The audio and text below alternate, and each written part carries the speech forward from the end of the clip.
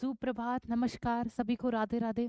चलिए, सफलता से खुशियाँ मिलती हैं और असफलता से अनुभव।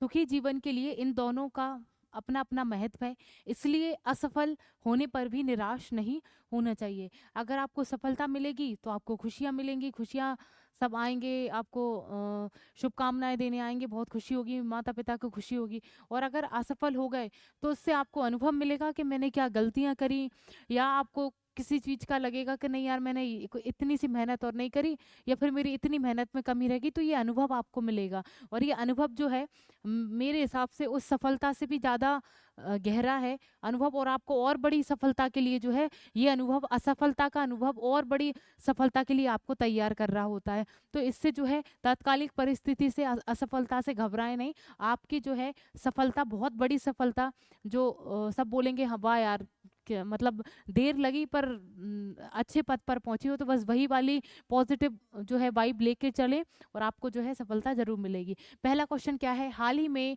क्रिस्टन फास्ट जो है वो कौन से देश की प्रधानमंत्री बनी है, और जो है वो किसकी प्रधानमंत्री बनी है, वो आइसलैंड की प्रधानमंत्री बनी है। उनका नाम क्या है, क्रिस्टन फास्ट ट्रॉडिन जो है, ट्रॉटर जो है वो किसकी बनी है, वो आइसलैंड की प्रधानमंत्री बनी है। आइसलैंड आपने देखा होगा कि ग्लोबल पीस में टॉप पर है, मतलब शांति के क्षेत्र में टॉप पर है, और लिंग अनुपात पे भी टॉप पर है। तो हम ये दोनों को जो है इसके साथ लिख लीजिएगा, हमने इंडेक्स पढ़े हैं तो उसमें भी आपको पता है कि ग्लोबल पीस में फर्स्ट नंबर पर आइसलैंड है, और जो है लिंग अनुपात में जो या जेंडर गैप में टॉप नंबर पर कौन है, आइसलैंड। तो वहाँ की राष्ट्रपति भी जो है वो महिला है, और वहाँ की प्रधानमंत्री भी है वो महिला है। तो हमने प्रधानमंत्री तो पढ़ ली है, इनका नाम जो है आपके सामने है, और जो है राष्ट्रपति वो भी महिला है। उनका नाम क्या है राष्ट्रपति जी का, उनका नाम है हल्ला टॉम सडोर। क्या है, हल्ला टॉम सडोर जो है वो वहाँ की राष्ट्रपति हैं। देखिए, इसकी राजधानी का नाम क्या है, रेकजाविक इसकी राजधानी है, और मुद्रा का जो नाम है आइसलैंडिक कॉर्नर जो है वो इसकी मुद्रा है। राष्ट्रपति का नाम अभी हम पढ़कर आए हैं, और इनका नाम आप अच्छे से याद रखें। चलिए, दूसरा क्वेश्चन है, किस राज्य केंद्र शासित प्रदेश ने दलित बच्चों की विदेश में पढ़ाई का खर्च उठाने के लिए अंबेडकर स्कॉलरशिप योजना शुरू की है। आपको ये इमेज देख के बहुत अच्छे से समझ में आ रहा होगा, दो चेहरे इसमें हैं, अरविंद केजरीवाल और आतिशी मारले। ये दिल्ली से संबंधित है, और इसकी मुख्यमंत्री जो है तत्काल में आतिशी मारले हैं। और जो अरविंद केजरीवाल ने ये योजना जो है बनाई है, तो हम इसका आंसर लगाएंगे नई दिल्ली। आम आदमी पार्टी ने जो है कन्वेंशन अरविंद केजरीवाल ने डॉक्टर अंबेडकर स्कॉलरशिप योजना का जो है वो ऐलान किया है। केजरीवाल ने कहा है कि दलित परिवार के बच्चों की विदेशी यूनिवर्सिटी में पढ़ाई और आने जाने का खर्चा दिल्ली सरकार उठाएगी। ये बहुत सराहनीय योजना है दिल्ली सरकार की तरफ से। देखी जाए तो दिल्ली सरकार जो है वो शिक्षा के क्षेत्र में तो बहुत उत्तम काम करती है। आप उनकी और भी योजना उठा के देख सकते हैं, और जगह ठीक है कैसा काम किया, पर शिक्षा के क्षेत्र में बहुत अच्छा अभी काम किया हुआ है। चलिए, कुछ फैक्ट हैं वो देखेंगे। पहला भारत समुद्री विरासत सम्मेलन 2024 का वो संपन्न हुआ दिल्ली में। दिल्ली में हुई एशियाई महिला हैंडबॉल चैंपियनशिप, ये हमारे दिल्ली में ही संपन्न हुई थी। भारत इंटरनेट गवर्नेंस फोरम का चौथा संस्करण यहीं से संबंधित है। पीएम मोदी ने 6 दिसंबर 2024 को अष्टलक्ष्मी महोत्सव का उद्घाटन किया। भारत और ब्रिटेन के बीच 2+2 वार्ता का दूसरा संस्करण यहीं पर आयोजित किया गया। प्रधानमंत्री नरेंद्र मोदी ने 15 या 16 नवंबर 2024 को आयोजित प्रथम बोडोलैंड महोत्सव का भी उद्घाटन यहीं पर किया गया। एंटी ओपन बर्निंग अभियान यहीं से शुरू किया गया। अंतर्राष्ट्रीय सौर गठबंधन का 7वां सत्र दिल्ली में उसका सत्र कंप्लीट हुआ। प्रथम एशियाई बौद्ध शिखर सम्मेलन दिल्ली में किया गया। मोबाइल इंडिया कांग्रेस का आयोजन जो है वो दिल्ली में किया गया। 2025 में पहली बार भारत में होने जा रहे खो खो वर्ल्ड कप की मेजबानी कौन करने जा रहा है, दिल्ली। ये अच्छा है क्योंकि 2025 में पहली बार जो है भारत में होने जा रहे खो खो का वर्ल्ड कप जो है वो दिल्ली में आयोजित होगा। ठीक है।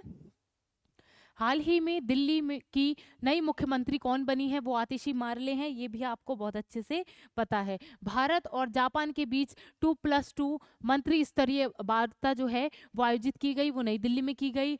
19वीं सी आई भारत अफ्रीका बिजनेस या इंटरनेशनल हम उसको बोल सकते हैं, कॉन्वरलेट का उद्घाटन किया गया, वो दिल्ली में किया गया। राष्ट्रीय महिला आयोग ने दिल्ली में डिजिटल शक्ति केंद्र का उद्घाटन किया है, वो दिल्ली में किया है। किस राज्य की यूटी यानी केंद्र शासित प्रदेश ने दल इलेक्ट्रिक वाहन, इस पूरा नहीं लिख रहा है, इसको लिख लीजिएगा, इलेक्ट्रिक वाहन नीति 2024 को लागू किया? वो कहाँ पर किया? वो दिल्ली में ही लागू किया। ये फैक्ट जो है आप अच्छे से एक बार याद करके ही लिखें, इस बोर्ड पे से देख देख के ना लिखें, एक बार उस लाइन को एक बार पढ़ लें और अपने अनुसार उस लाइन को लिखें, जिससे आपको जल्दी याद हो जाएगा। चलिए तीसरा क्वेश्चन है, भारत ने हरित बुनियादी ढांचे के लिए किस बैंक से 500 मिलियन का ऋण सुरक्षित किया है? और इसका जो आंसर है वो है एशियाई विकास बैंक, एडीबी जो है इसका आंसर है। देखिए इसकी स्थापना सभी को पता है, 1966 में इसकी स्थापना की गई थी। एशियाई विकास बैंक क्षेत्रीय बहुपक्षीय विकास बैंक है जो एशिया प्रशांत क्षेत्र का पर जो है केंद्रित है। इसका मुख्यालय फिलीपींस के मनीला में इसका मुख्यालय स्थापित है। अभी जो है इसके अध्यक्ष, उनका नाम क्या है? मासांतुंगु अस्कावा जो है इसके अध्यक्ष हैं, पर जो है फरवरी में इसके अध्यक्ष बदलने वाले हैं। अभी 2025 की फरवरी में इसके अध्यक्ष बदलेंगे, वो जापान से संबंधित हैं। इनका नाम क्या है? मसातो कांडा। क्या नाम है? मसातो कांडा जो है ये 2025 फरवरी से या 23 फरवरी समथिंग में जो है इसके अध्यक्ष बदलने वाले हैं। सदस्य जो हैं कितने जुड़ चुके हैं इससे? इससे सदस्य जुड़ चुके हैं 69, और 69वां जो सदस्य है वो है इजराइल। लास्ट वाला भी जो जुड़ा है वो इजराइल जुड़ा है। देखिए ये तो पढ़ ही चुके हैं हम, क्वेश्चन में ही पढ़ चुके हैं। और इससे आपको क्या याद रख सकते हैं? आप इनको क्या याद रख सकते हैं? इनके जो है प्रमुख का नाम क्या है? वर्ल्ड बैंक के प्रमुख का नाम जो है अजय बंगा है, आप सभी को पता है, अजय बंगा आप लिख सकते हैं। आईएमएफ की जो एमडी है वो जॉर्जिना क्रिस्टीवा है, क्रिस्टीवा जॉर्जिवा जो है इनकी एमडी हैं। और इसकी डिप्टी एमडी जो है वो हमारे भारत की, मैं किसकी बात कर रही हूँ? आईएमएफ की बात कर रही हूँ। जो हमारे डिप्टी एमडी जो है वो हमारे भारत से ही संबंधित हैं, उनका नाम है गीता गोपीनाथ। क्या नाम है? गीता गोपीनाथ आईएमएफ की जो है डिप्टी एमडी हैं, जो हमारे भारत से ही संबंधित है। चलिए आगामी येरो इंडिया 2025 का आयोजन कहाँ किया गया? और इसका जो आयोजन किया गया वो कर्नाटक की राजधानी बेंगलुरु में। कहाँ पर? बेंगलुरु में इसका आयोजन किया गया। ये किसका आयोजन है? येरो इंडिया 2025 का जो आयोजन किया गया वो कर्नाटक की राजधानी बेंगलुरु में इसका भी किया। और हमने इंडेक्स के में पढ़ा था कि सबसे जो है भीड़ भाड़ वाला जो इलाका है वो हमारे भारत का बेंगलुरु ही है। सबसे ज़्यादा जो भीड़ होती है, रश जहाँ रहता है, वो कौन सा एरिया है? हमारे भारत की कर्नाटक की जो राजधानी है बेंगलुरु, ये स्थान वही है। इसमें भी आपको इंडेक्स में आपको पढ़ाया था, वो आप अगर जिसको नहीं पता है वो इसके आगे लिख लें। तो इसका आंसर क्या है? बेंगलुरु। येरो इंडिया 2025 का आयोजन बेंगलुरु में किया गया।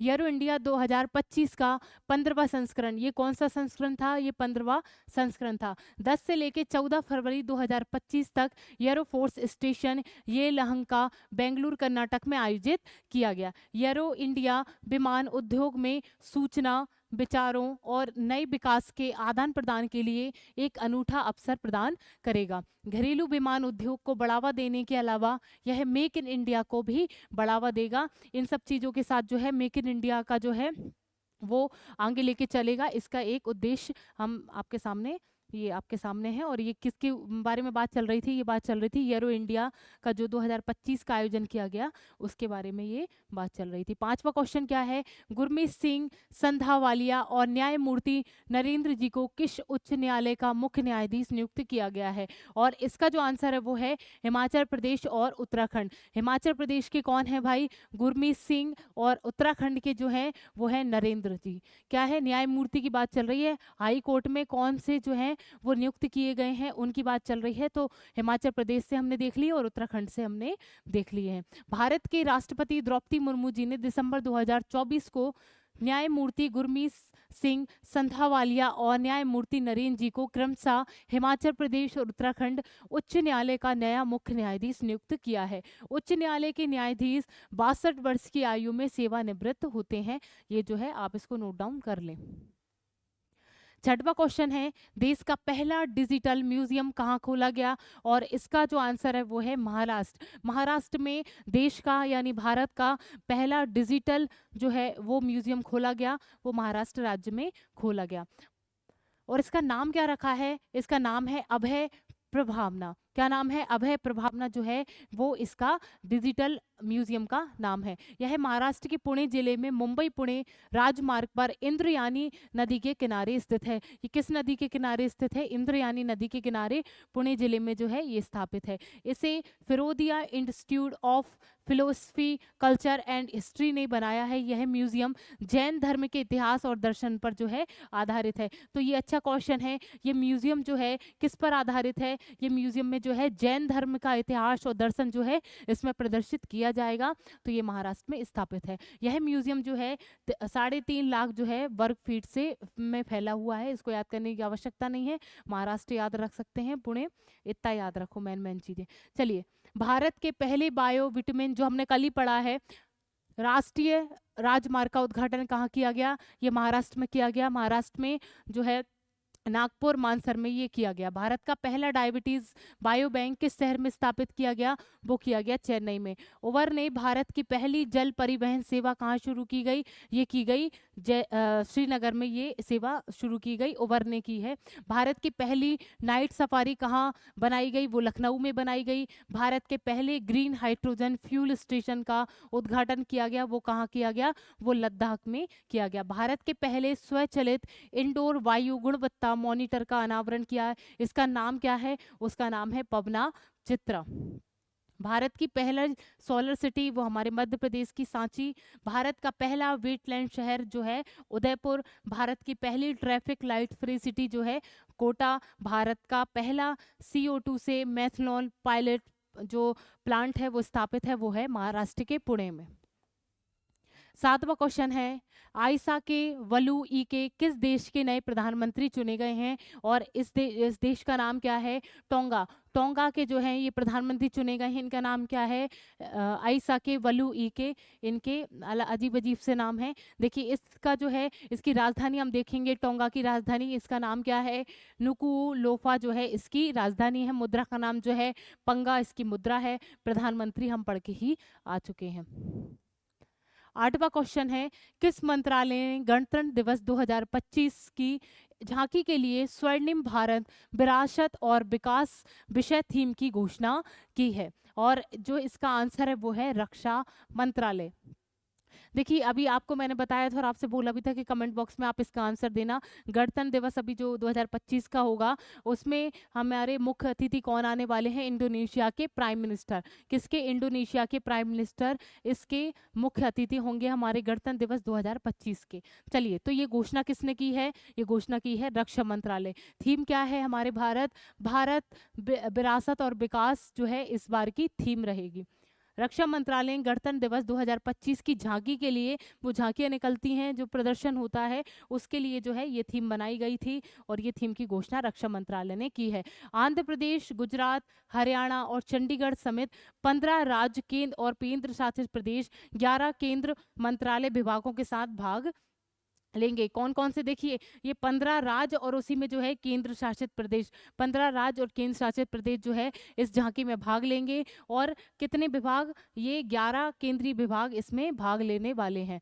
ठीक है, किसमें? ये जो झांकी लगेगी गणतंत्र दिवस में 2025 में होने वाला है, वहां की झांकी में ये सब जो है सम्मिलित रूप से भाग लेने वाले हैं। 9वां क्वेश्चन है, दिसंबर 2024 में 67वीं राष्ट्रीय शूटिंग चैंपियनशिप 2024 में शाहू तुषार, क्या नाम है? शाहू तुषार माने ने पुरुषों की 10 मीटर एयर राइफल प्रतियोगिता में कौन सा पदक जीता है? और इसका जो आंसर है वो है स्वर्ण पदक। इनका नाम क्या है? शाहू तुषार माने। शाहू तुषार माने। इस प्रतियोगिता का जो आयोजन हुआ था वो भोपाल में हुआ था। भोपाल में आयोजित 67वीं राष्ट्रीय शूटिंग चैंपियनशिप में सीनियर श्रेणी में शाहू तुषार माने ने पुरुष की 10 मीटर एयर राइफल प्रतियोगिता में कौन सा पदक जीता है? ये जीता है स्वर्ण पदक जीता है। इन्होंने धनुष श्रीकांत को हराकर स्वर्ण पदक अपने नाम पर किया है। इनका नाम क्या है? बार बार रिपीट करेंगे तो आपको ये नाम याद हो जाएगा।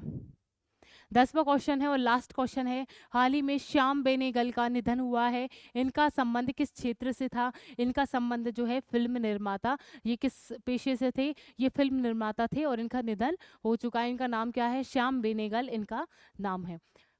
प्रशंसित फिल्म निर्माता श्याम बेनेगल का 90 वर्ष की आयु में जो है मुंबई में इनका निधन हो गया। वे किडनी की बीमारी से पीड़ित थे। दादा साहब फाल्के जो फ़िल्म इंडस्ट्री में सबसे बड़ा पुरस्कार होता है, ये बाबा साहब फाल्के, अभी-अभी हमने करंट अफ़ेयर में ये भी पढ़ा है कि मिथुन चक्रवर्ती को ये पुरस्कार प्राप्त हुआ है, वो आप सभी को पता है। पद्मश्री और पद्म भूषण से सम्मानित हैं। बेनेगल की कहानी से भारतीय सिनेमा को बदल दिया था। इनकी अच्छी-अच्छी फ़िल्मों ने जो है कुछ परिवर्तन इसमें लाया था। तो ये 10वां क्वेश्चन था। इसी के साथ मैं आपसे कल मिलूँगी। राधे-राधे।